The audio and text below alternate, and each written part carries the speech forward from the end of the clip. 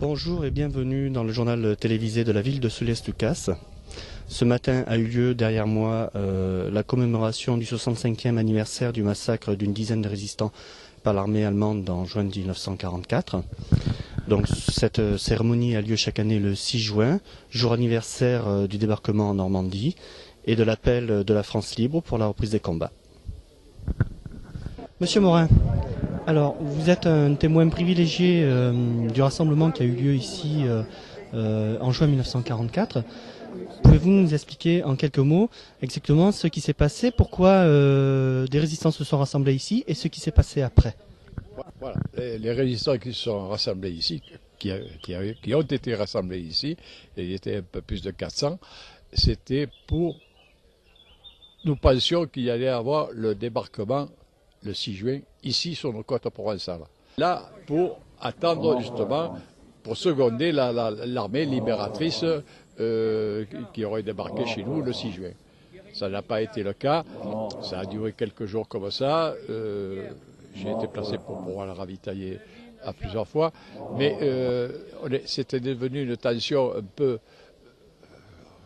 Tout le monde était sur des charbons ardents, ça n'a pas été le cas, ça fait qu'il y a eu une très mauvaise tension auprès de ces 400 bonhommes-là. Et on en a su que ce mouvement-là avait été dénoncé par des Français, bien sûr, et que les Allemands allaient projeter une attaque. Bon, le comité départemental de la résistance, prévenu, a fait disperser tous ces hommes des maquis. Certains se sont trouvés dans les communes environnantes comme Signes, et d'autres, Méhoun, Bégencier, et puis la plupart sont revenus sur Toulon. D'autres, en descendant sur Toulon, ont descendu les carrières de touristes et se sont trouvés là, dans cette ferme de Rébeuf, qui était une ferme d'un résistant, quoi, aussi.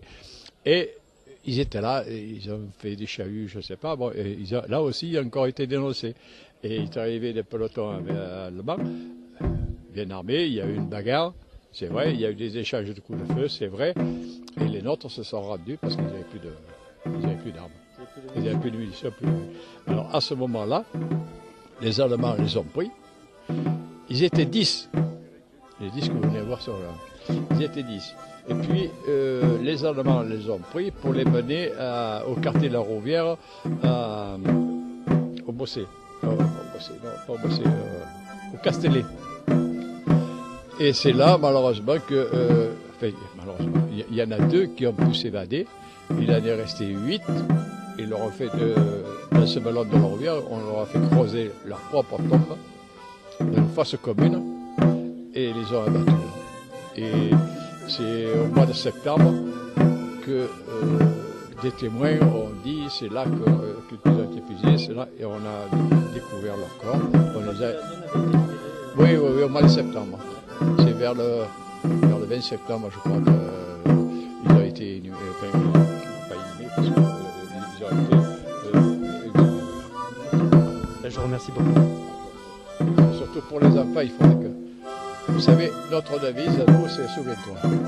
Que les enfants se souviennent. Merci beaucoup, monsieur Morin.